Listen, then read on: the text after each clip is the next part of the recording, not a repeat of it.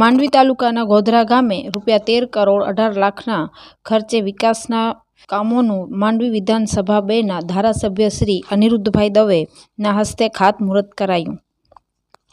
શરૂઆતમાં દાયસ ઉપર બેઠેલા મહાનુભાવો તથા સ્વામિનારાયણના સંતોના હસ્તે દીપ પ્રાગટ્ય કરવામાં આવ્યું હતું। ત્યારબાદ સંતો તથા મહાનુભાવોનું સન્માન કરવામાં આવ્યું હતું। બાદમાં મહાનુભાવોએ પ્રાસંગિક પ્રવચન આપ્યું હતું।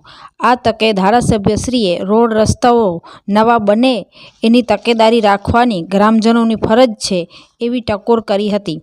અગાઉના સમયમાં ગ્રાન્ટો એટલી નહોતી ફાળવાતી અને ગ્રામ્ય વિસ્તારોમાં વિકાસના કામો નહોતા થતા, પણ આજે ભાજપની રાજ્યમાં અને કેન્દ્રમાં ભાજપની ડબલ એન્જિનની સરકાર છે એટલે જ વિકાસના કામો માટે ગ્રાન્ટો ફાળવાય છે।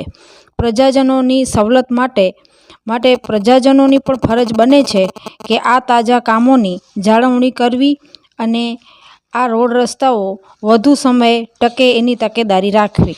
આ પ્રસંગે સ્વામિનારાયણના સંતોશ્રી, ભાજપના હોદ્દેદારો, સરપંચો, ભાજપના કાર્યકરો તથા ગ્રામજનો પણ ઉપસ્થિત રહ્યા હતા।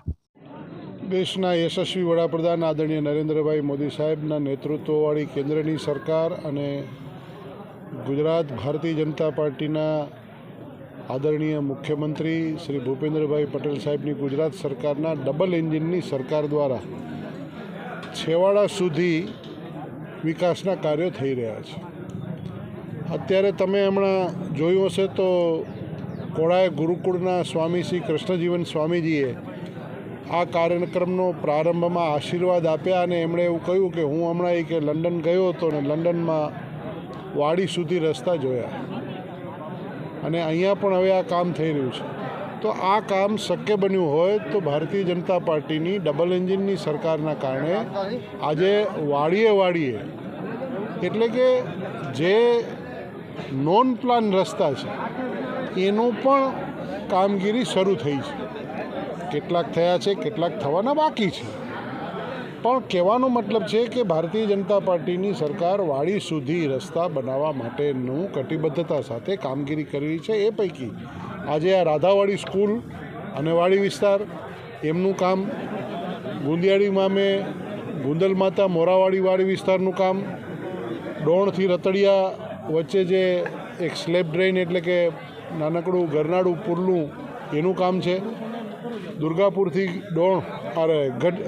ગોધરા આવવાનું એના ઉપર પણ 2 છે, ભારાપર GIDC વચ્ચે એક છે। એટલે આમ સરાઉન્ડિંગ તમે 10 કિલોમીટરનો એરિયા જોશો તો વિકાસના કામો કેટલાય ચાલી રહ્યા છે ને હજી નવા કેટલાનો પ્રારંભ કર્યો છે। કોઈ એવું એક ગામ નહીં હોય કે જ્યાં વિકાસના કામનું ક્યાંય આગળ પાછળ કામ થતું નહીં હોય। આવું તમે નાના કામો, મોટા કામો બધી જગ્યાએ જોઈ રહ્યા છો। તો એ પ્રકારે આ જે રાધાવાડી વિસ્તારનો જે રસ્તો હતો એની વર્ષો જૂની માંગણી હતી, એ માંગણી સંતોષાઈ છે અને આ વિષય પત્યો છે। આ વિસ્તાર આખો કિસાનોનો, ખેડૂતોનો વિસ્તાર છે। હું આપના માધ્યમથી સૌ કિસાન મિત્રોને પણ કહેવા માગું છું કે ગુજરાતની ભારતીય જનતા પાર્ટીની સરકારે મગફળીની વિક્રમજનક ખરીદી કરી છે અને 3200 ખેડૂતો પાસેથી 2904 માંડવી તાલુકાના, મુંદ્રા તાલુકાના 600, ટોટલ કુલ મળીને લગભગ 57 કરોડ રૂપિયાથી વધારે માંડવી તાલુકામાં અને 10.5-11 કરોડથી વધારે રકમની મુંદ્રા તાલુકામાં, આમ કુલ મળીને લગભગ 70 કરોડ રૂપિયાની આસપાસની રકમ ખેડૂતોના ગજવામાં સીધી આવશે।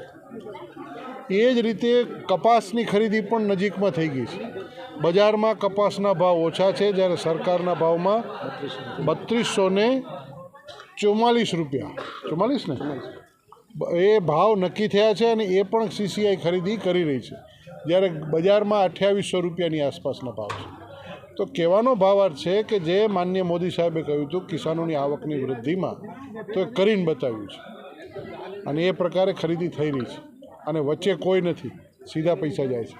સાથે સાથે આપના માધ્યમથી આ વાડી વિસ્તારના ભાઈઓને જે મેં વાત કરીને આપે પૂછ્યું, તો હું આપ સૌને વિનંતી કરવા માગું છું, જે કિસાન મિત્રો જે આ ન્યૂઝ જોતા હોય, તમારા દર્શકો હોય, એમને મારી હાથ જોડીને વિનંતી છે કે તમે તમારી વાડીમાં તમારા પૂરતું 1 એકર, 2 એકર, 1.5 એકર, 5 એકર જે તમારી વ્યવસ્થા સગવડ હોય એના તમારા પૂરતું દવા વગરનું અનાજ પકાવો, ગાય આધારિત ખેતી કરો, બકાલું હોય, કંઈ તમારું અનાજ હોય, બાજરો છે, જુવાર છે, ઘઉં છે, ગાયો માટેનો રંજકો છે, અથવા તો બકાલું છે, અથવા તો જીરું છે, મરી છે, જીરું છે, મેથી છે, રાઈ છે, આવા નાના મોટા જે મસાલા પણ આપણે રસોડામાં વાપરીએ છીએ એ પણ તમારા ખેતરમાં તમે પોતે પૂરતું પકાવો અને દવા વગર પકાવો, આવી મારી આપ સૌ પ્રેસ મીડિયાને વિનંતી છે કે તમારા ઘણા બધા લોકો ઘણું બધું જોતા હોય છે.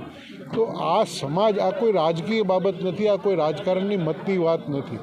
કોઈ પોતાના ઘરે ગાય આધારિત ખેતી કરશે તો એને ફાયદો થશે, સમાજને ફાયદો થશે. એટલે આપ આ વાત પહોંચાડો એવી પણ મારી આપને વિનંતી છે. અને સૌ દર્શક મિત્રોને પણ વિનંતી છે કે આપ સૌ કોઈ આ રીતે પકાવો અને લોકોને વેચો વધારે ભાવથી. કે ભાઈ ગાયનું ઘી જોઈએ છે તો 3000 રૂપિયા લીટર મળશે, ગાયનું દૂધ જોઈએ છે ચોખ્ખું 70 રૂપિયા લીટરમાં, અને વેચે છે લોકો. ગાય આધારિત કરેલી ખેતીવાળા બાજરો જોઈએ છે તો એનો ભાવ આ રહેશે, ગાય આધારિત ઘઉં જોઈએ છે તો એનો ભાવ આ રહેશે. આજે પ્રાકૃતિક અનાજ લેવા માટે લોકો પૈસા ખર્ચવા તૈયાર છે. એને આપવાવાળો વિશ્વાસપાત્ર વ્યક્તિ જોઈએ છે. તો જે વિશ્વાસપાત્ર રૂપ સ્વરૂપે જે ખેડૂત એ આપશે તો હું ચોક્કસ માનું છું કે એને લોકો લેવાવાળા મળી રહેશે. આજે ગોધરા ગામની ગૌરવવંતી ધરા ઉપર કે જ્યાં મા અંબાના બેસણા છે, મા સરસ્વતીની સાધના છે, એવા ગામમાં રાધાવાડી વિસ્તાર તરફ જે પ્રાથમિક શાળા છે ત્યાંનો રોડ 1.5 કરોડનો મંજૂર થયો છે. એની સાથે 13 કરોડ 18 લાખ અને 56,000ના કામોના આજે ખાતમુહૂર્ત ધારાસભ્ય શ્રી અનિરુદ્ધભાઈ દવેના હસ્તે કરવામાં આવ્યા.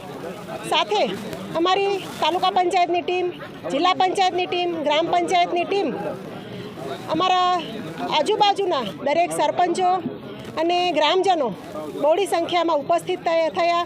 એ બધાનો આજે હું અહીંથી ખૂબ ખૂબ આભાર માનું છું. અને આપ મીડિયાવાળા મિત્રોનો પણ વિશેષ આભાર માનું છું. હંમેશા આપનો અમને સપોર્ટ રહ્યો છે અને આગળ પણ રહેતો રહે એવી અમારી નમ્ર વિનંતી છે. જય હિન્દ.